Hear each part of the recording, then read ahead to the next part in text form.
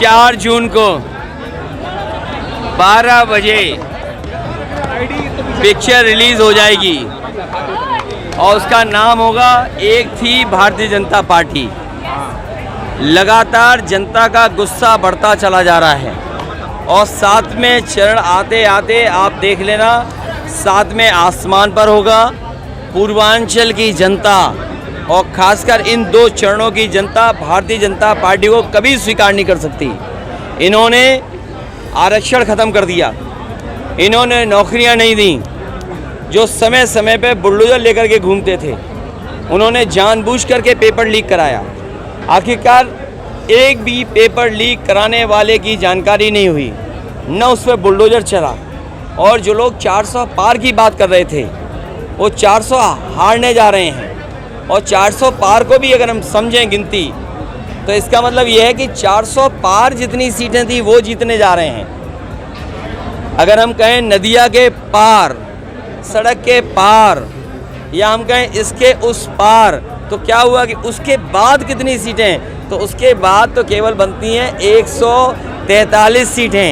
और यकीन करना 140 करोड़ जनता इस बार इन्हें 140 सीटों के लिए भी तरसा देगी। और जो कहते हैं शहजादे कहना थक नहीं रहे हैं। इस बार शहजादे उन्हें शह देने वाले हैं और ऐसी मात देंगे कि आप देखिएगा उनकी गिनती कहां पहुंच जाती है नीचे।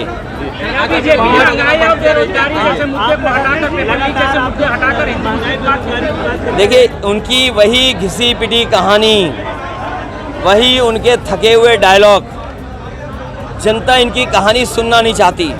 और इसीलिए उनके कार्यक्रम देख लो, उनके पंडाल देख लो, लोग गाए हुए आ नहीं रहे हैं। अधिकारियों को या कर्मचारी जो सरकारी हैं, आप बेहतर जानते हो, उन्हें कपड़े बदल करके बैठा रहे हैं और हमारे कार्यक्रम में कम फोर्स लगा करके, और उन्हीं के बीजेपी के लोग लाल टोपी लगा के या लाल गमछा डाल करके हमारा कार्यक्रम खराब करने आ रहे हैं। परिवारवाद कह रहे हैं कि परिवार तक ही सीमित रह जाएंगे। देखिए जो लोग परिवारवाद कह रहे हैं उन्हें कम से कम यहाँ किसी मंदिर में जाके संकल्प ले लेना चाहिए।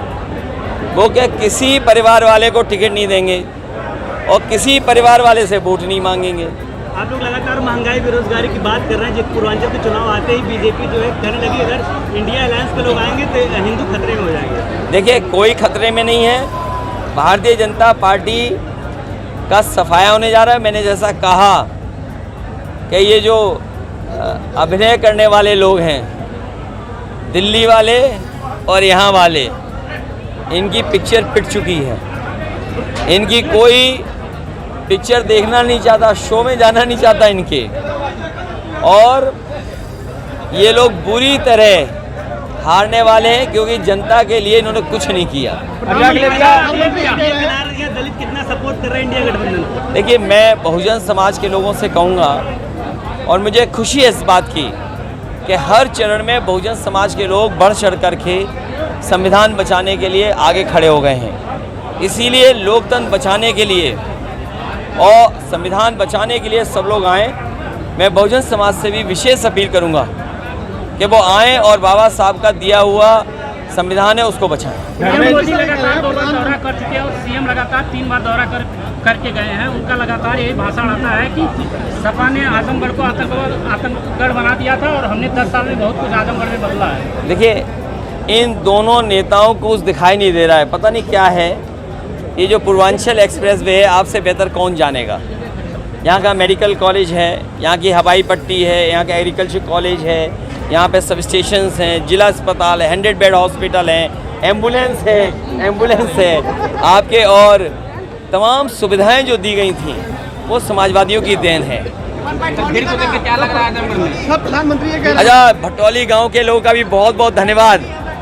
भटौली गांव के लोगों का धन्यवाद जो हमेशा अपनी जगह देते हैं जहां कार्यक्रम का आयोजन होता है। भटौली की जनता को धन्यवाद, जब भी कार्यक्रम हुआ है हमारी पार्टी के पक्ष में परिणाम आया है।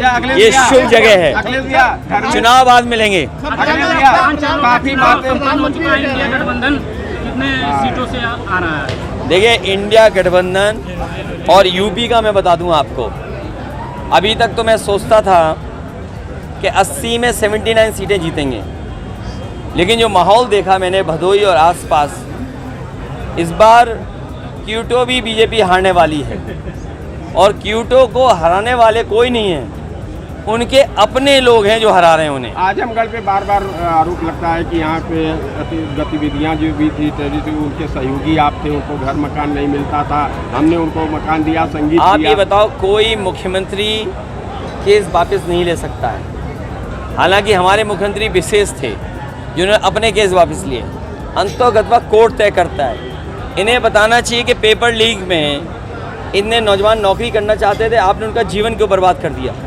अग्निवीर जैसी व्यवस्था लाए हैं आप, क्या आप सीमा की रक्षा इनसे करवा लेंगे? आप 4 साल की ट्रेनिंग में, 4 साल की नौकरी में क्या चीन जैसा बड़े देश से मुकाबला कर लेंगे आप?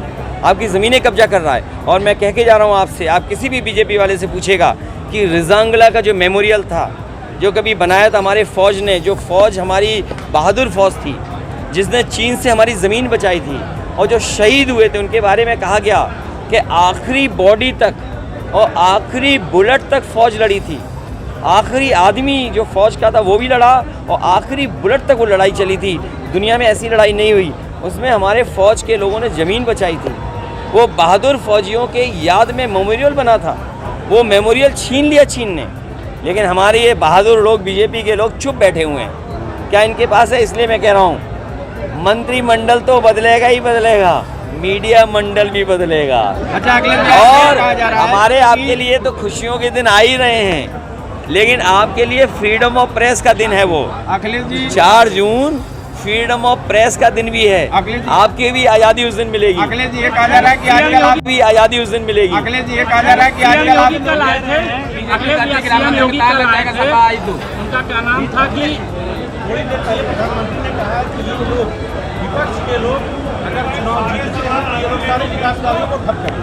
ये हमारे मुख्यमंत्री जी उल्टा पुल्टा मुख्यमंत्री हैं।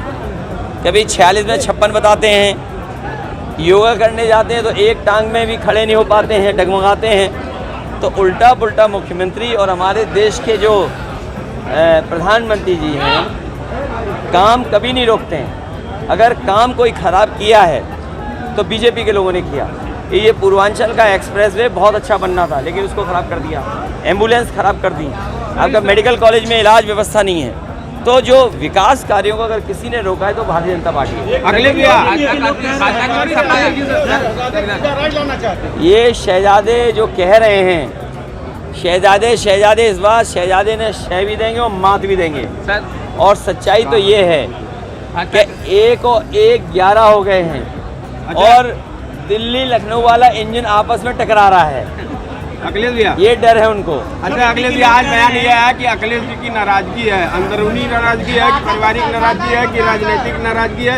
आपका बोलने में नाराजगी झलक रही है। किसी से नाराजगी नहीं है। आपको खुशी होनी चाहिए कि आजमगढ़ में हमने अपना घर बनवा लिया। इन बीजेपी वालों ने नक्शा नहीं पास होने दिया तो हमने जुगाड़ से बना लिया। तो जुगाड़ कब तक चलेगा? जुगाड़ नहीं, क्या करें, बीजेपी वाले नक्शे नहीं पास कर रहे हैं तो घर बनाना पड़ा हमें जुगाड़ से। आपने तो आप सोचिए, आपको ये कहना चाहिए बीजेपी वालों ने घर क्यों नहीं बनने दिया।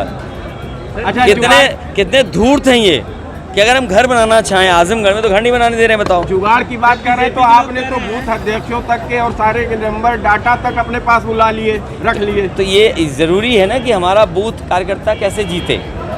ये इस बार बूथ पर हमारा कार्यकर्ता लग करके जिताएगा। धर्मेंद्र जी को कैसे आशीर्वाद दे रहे हैं? आशीर्वाद तो है ही है और रिकॉर्ड मतों से जीतने जा रहे हैं, ये सबसे बड़ा आशीर्वाद है। सीएम योगी और सबसे बड़ी बात है जो जनता आशीर्वाद दे रही है इस बार, कमाल का वातावरण दिखाई दे रहा है, कमाल का समर्थन दिखाई दे रहा है। और कोई वर्ग नहीं है जो आज समाजवादी पार्टी इंडिया गठबंधन का सहयोग न कर रहा हो। और कमाल तो ये हो रहा है कि जमाली भी अब आ गए हैं। तो बताओ गिनती कहाँ हो गई अब? सर ऐलान से प्रधानमंत्री का चेहरा कौन? चेहरे में चेहरा ढूंढ लेंगे कौन होगा।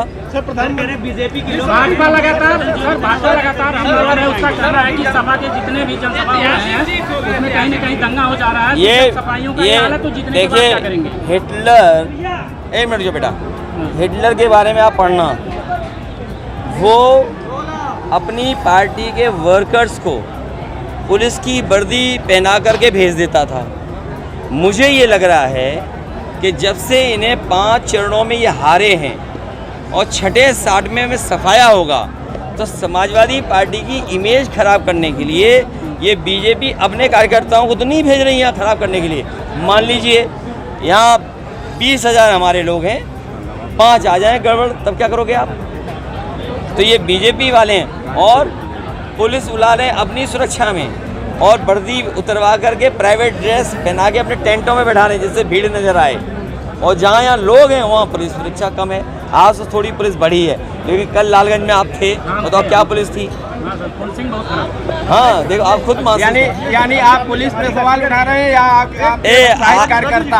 आज तक तुम्हारा खत्म हो जाएगा मंत्रिमंडल जब बदलेगा तब। ये वो हैं जिनका दाना उसका गाना, ज्यादा मिला दाना फिर गाया हमने गाना। लेकिन सर यूपी का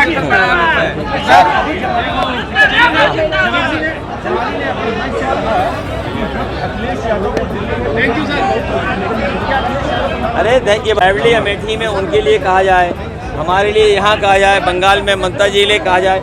अरे एक समय था बीजेपी ने 10 मुख्यमंत्रियों के नाम लिए थे, याद है आपको?